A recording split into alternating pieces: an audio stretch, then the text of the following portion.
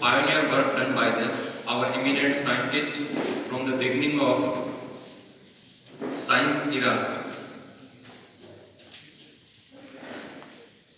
in our country and throughout the world.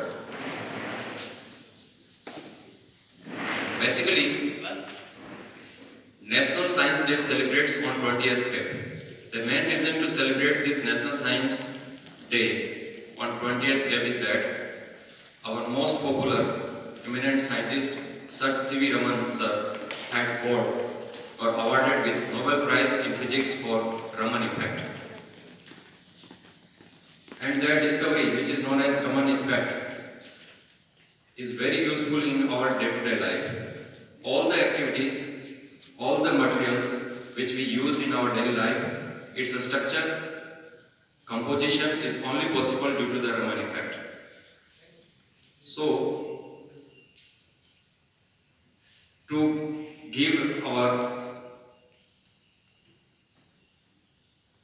best regard to Sir C.V. Raman and for the future of science in India, we celebrate this Science Week. For this, I would like to invite our respected Principal Sir, Vice Principal, Mr. Shea Sharma, Mrs. Rakhi Kushrest for the lighting the lamp and garlanding the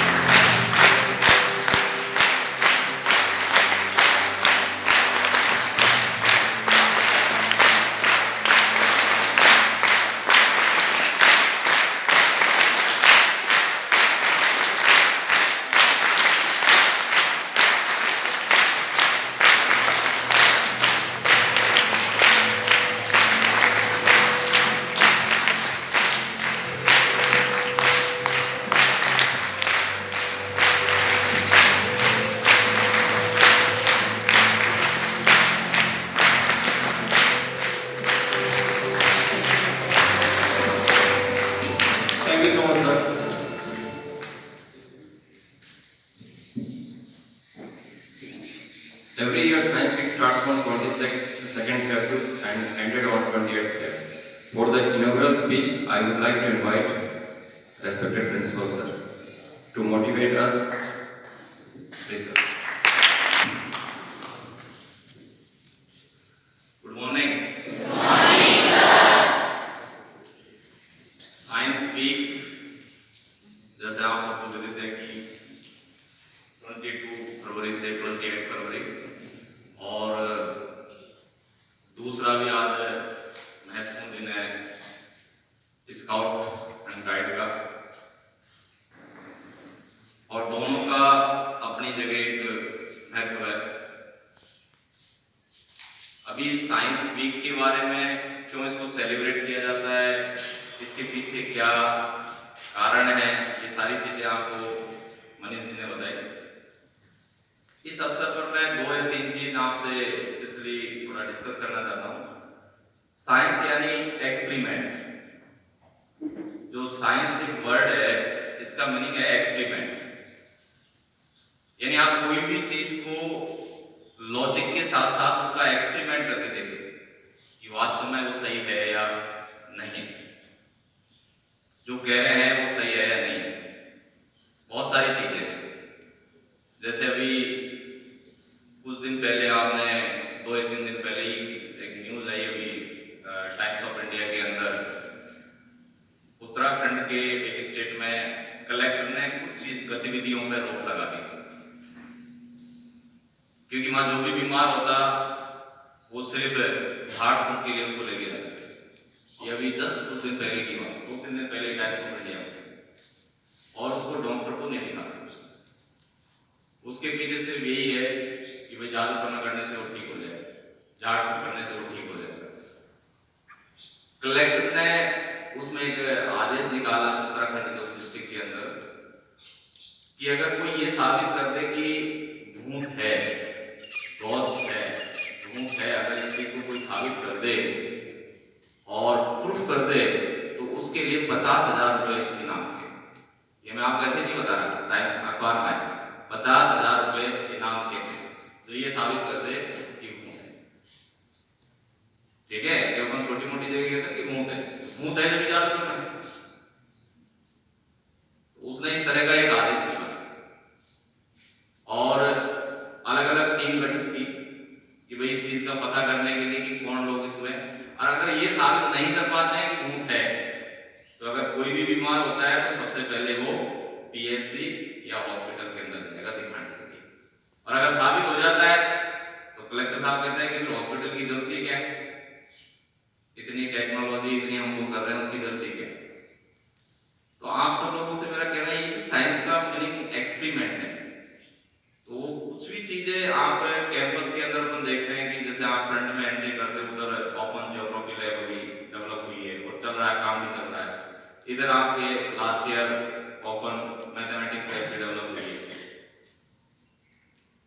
और open mathematics lab के बारे में कई बार request भी किया था कि sir इसको अंदर से इस तरह कर दिया जाए कि कम से कम कभी कभार एक क्लास में इसके अंदर बिठा के बच्चों को ले लें, जैसे ओपन में एक क्लास लेना। इस तरह का मेरे पास 2-3-4 बार ऐसा का प्रपोजल भी आया था। उसी तरीके से अभी अपने यहाँ ओपन साइंस लैब अभी डेवलप होने जा रही है। ये ओपन डेवलप करने के पीछे सिर्फ यही है कि बच्चा खेल खेल में उस चीज को सीखे, प्ले मेथड में, कि जब आप मतलब ग्राउंड के अंदर जब बढ़ के तैयार हो जाए, जब आप उसके अंदर विजिट करो तो कुछ जहाँ जो मॉड्यूल्स है, कुछ चीजें जो लगी हुई है उसको देख के आपकी लर्निंग हो कि इसके पीछे क्या है, ऐसा क्यों होता है, वही साइंस है। जब अगर आप उससे संबंधित चीजें कि ऐसा क्यों होता है और उसका जवाब अगर आपको मिल जाता है तो वही साइंस है। और अगर ये चीज हम सही मायने में सीखते हैं तो यही हमारा साइंस वीक सेलिब्रेट करने का और श्रीमान रमन जी को सही मायने में सम्मान, वही रेस्पेक्ट है, वही सम्मान। जब हमारे दिमाग के अंदर अगर ब्रेन के अंदर एक क्वेश्चन आने लग जाए कि क्यों, ऐसा क्यों होता है, तो सभी स्टूडेंट से मेरा निवेदन है कि एक तो जो हमारे एकेडमिक ब्लॉक के अंदर मन की बात एक बॉक्स लगा रखा है, यानी सजेशन बॉक्स, तो 22 यानी आज से लेकर 28 तक हम उसको डेली खोलेंगे।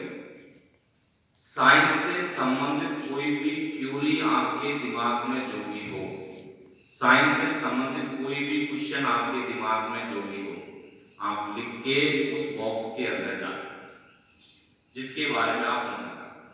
आप दिन में लिखोगे, 4:30 को बॉक्स खुलेगा और नेक्स्ट डे असेंबली में हमारे पूरी जो टीम है साइंस की, वो आपको उससे संबंधित रिप्लाई या आपको सेटिस्फाई करने की कोशिश करेंगे।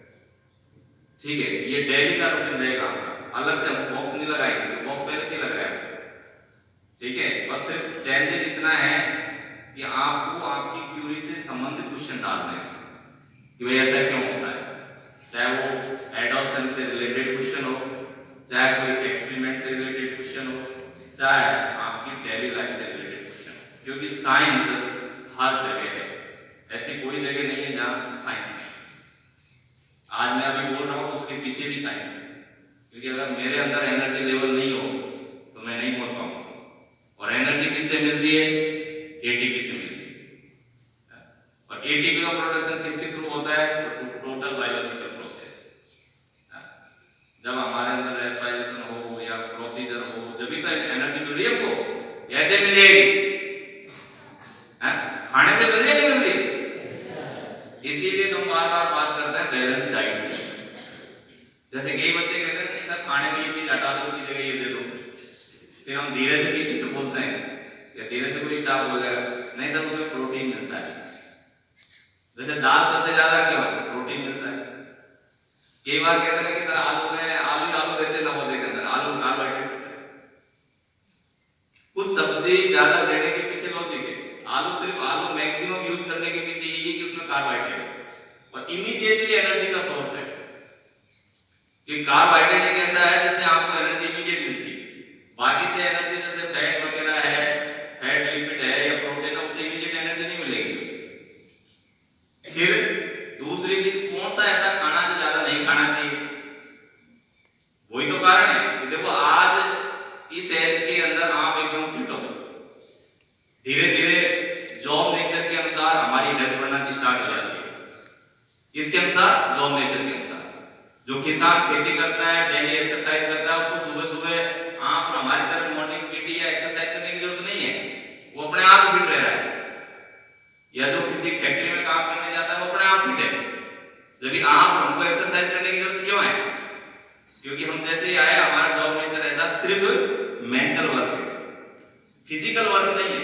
जैसे क्लास में पढ़ाने गए, पढ़ाते टाइम पढ़ाया, चेयर पे बैठ गए, तो यानी totally mentally work, physical work नहीं है। और उसकी वजह से फिर दोनों साइडों में क्या बढ़ता है?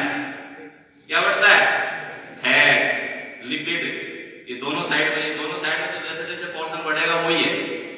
और उसी की वजह से फिर दुनिया भर की बीमारी, डायबिटीज, शुगर, ब्लड प्रेशर और बहुत सारी है जो गेट पे खड़ी रहती है, इंतजार करती है कि कब मेरे को कोर्ट बुलाए। वो डेली इंतजार करती है, आपके घर में भी इंतजार करती है कि कौन आरसी आदमी है जिसके घर में मेरे को आसानी से मेरी एंट्री हो जाएगी। जो आरसी उसी के घर में एंट्री होती है, वो तो दरवाजे पे खड़े रहते हैं हमेशा।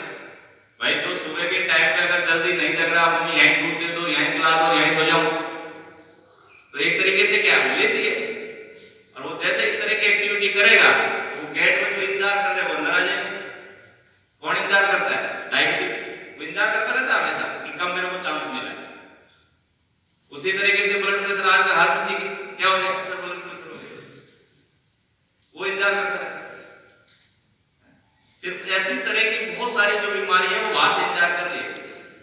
आजकल घरों के अंदर कुछ चीजें आपको तो बिल्कुल डेली लाइफ से रिलेटेड है। अगर आप एक सर्वे करोगे तो पहले आउट ऑफ 100 में से 95% डिलीवरी नॉर्मल होती थी। आजकल आप अगर रेशो देखोगे तो 50-50 भी छोड़ो, आजकल ओनली 40% डिलीवरी नॉर्मल हो रही है और 60% कैसे होने लगी? सर्जिकल होने लगी। उसके पीछे भी कारण है क्योंकि पहले जितना भी जो वर्क था वो इज्जत के साथ हम खुद करते थे, चाहे वो पोंछा लगाना हो, चाहे घर की सफाई हो, चाहे घर का बाहर का काम हो, वो सारा काम हम खुद करते थे। ठीक है, लेकिन आजकल क्या हो रहा है? उतना वर्क नहीं होता है। उतना वर्क नहीं होता तो बॉडी उसी के अकॉर्डिंग होती है। क्योंकि आप सबको पता है कि हार्मोन सिक्रेशन के लिए कितना टाइम चाहिए, कितनी एक्टिविटी चाहिए, वो नहीं है तो नहीं। तो यही कारण है। और फिर दूसरा सबसे बड़ा कारण क्या है कि हम लोग दर्द नहीं सहना चाहते। छोटी सी चीज है ना, पैन तो सहना। यही कारण है कि आज के मैक्सिमम टाइम में डिलीवरी कैसे होने लगी है? सर्जिकल होने लगी।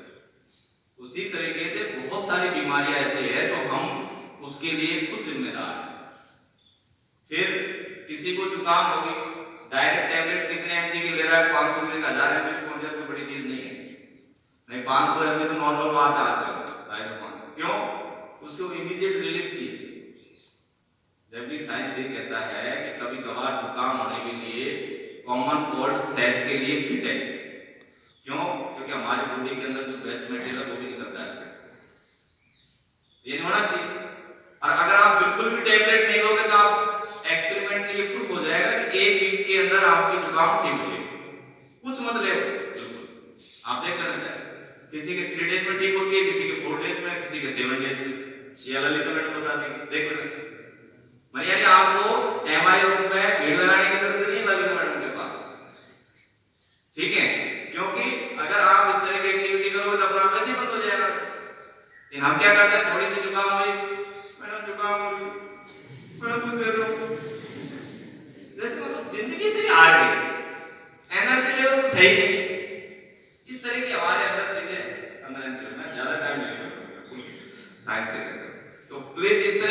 चीजों का ध्यान रखें, स्टेमिना रखें। और मॉर्निंग असेंबली में भी आप सब लोगों को मेरे कहना है भाई, जिस बच्चे को ये पता लगता है कि मैं गिरने वाला हूं, अरे पहले जाके साइड में बैठ जाओ। अगर आपके अंदर 30 मिनट का 35 मिनट्स का 20 मिनट्स का स्टेमिना नहीं है तो साइड में बैठ जाओ पहले जाके। भाई पता तो चल जाता है बॉडी का कि भाई कुछ न कुछ मूवमेंट हो रहा है, तो जैसे वो मूवमेंट होने लगे और ज्यादा बढ़ने लगे आप साइड में बैठ जाओ। लेकिन मॉर्निंग असेंबली को जिससे डिस्टर्ब नहीं हो और आप लोग भी फिट रहो, क्योंकि अगर भागेंगे तो फिर आपको बहुत ज्यादा प्रॉब्लम चलेगी। इसलिए पहले ही जाके साइड में बैठ जाओ तो मॉर्निंग असेंबली भी डिस्टर्ब नहीं होगी, आप लोग भी फिट रहोगे। दूसरी चीज, सावधान विश्राम करवाने के पीछे भी एक होती है कि बॉडी का मूवमेंट होता रहे। बॉडी का जितना मूवमेंट होगा तो आप कभी नहीं गिरोगे। पैर का मूवमेंट करते रहना चाहिए, जिस बच्चे को गिर रहा है पैर का मूवमेंट बीच बीच में जरूरी है, तो आप कभी नहीं गिरोगे। पर इतना स्टेमिना हमारे अंदर होना चाहिए था कि कम से कम आधी घंटा 1 घंटा हम खड़े रह सके, इतना स्टेमिना हमारे अंदर होना चाहिए, ठीक है। और वो डेवलप कब होगा, जब साइकोलॉजिकल आप स्ट्रांग हो गए, मेंटली रूप से। साइकोलॉजिकल क्या है, मेंटली रूप से। ऐसे नहीं करना कि ये स्टेप नहीं आना चाहिए। स्ट्रांग मींस स्ट्रांग, किसी भी कंडीशन में गिरने वाली कंडीशन नहीं आनी चाहिए। तो आप सब लोग एक तो स्पेशली 2-3 चीज का ध्यान रखें। सजेशन बॉक्स, फिर मैं कह रहा हूं उसमें आपके क्वेश्चन आने चाहिए। 4:30 का हम उसको ओपन करेंगे, नेक्स्ट डे उससे संबंधित जो भी कॉमन क्वेश्चन या क्वेश्चन आएंगे वो आपके सामने क्लियर करेंगे। एक तो इस चीज का ध्यान रखिए, ज्यादा से ज्यादा लॉजिक पे ध्यान दें, क्योंकि आप पढ़ाई कर रहे हो, एग्जाम भी आपके नजदीक है, लॉजिक पे ध्यान, ठीक है। एक साइंस ही डेवलप करता है, वो है सिटिंग कैपेसिटी, जो हमारी नहीं। अगर कॉमन बात करेंगे, बहुत सारे बच्चे ऐसे हैं जिनकी सिटिंग कैपेसिटी नहीं है। अगर वो 1.5 घंटे एक साथ उठा दिया जाए ना, ऐसा लग रहा है ज्यादा जैसे पार्ट हो गया।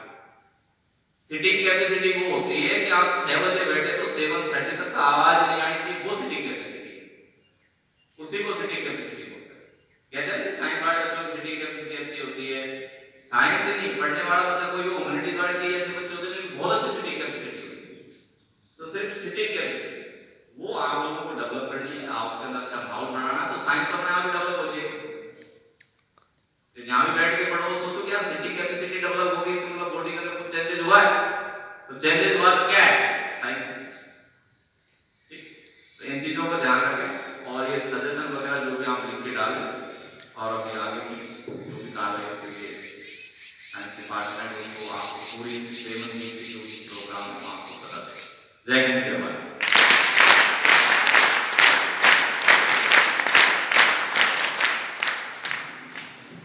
Thank you so much, sir, for your valuable inspiration and motivation. All the secrets of nature can be opened by science. And you will be surprised that we have spent almost 1,000 years of human civilization. Still, the human beings is only able to know about 1% about the nature. Still, 99% part of the nature is covered. And for that, we have to make effort so that we can make better future for human beings. With this, I would like to invite Master Suryaveer Singh to highlight the brief history of Sir C.V. Raman. Master Suryaveer Singh.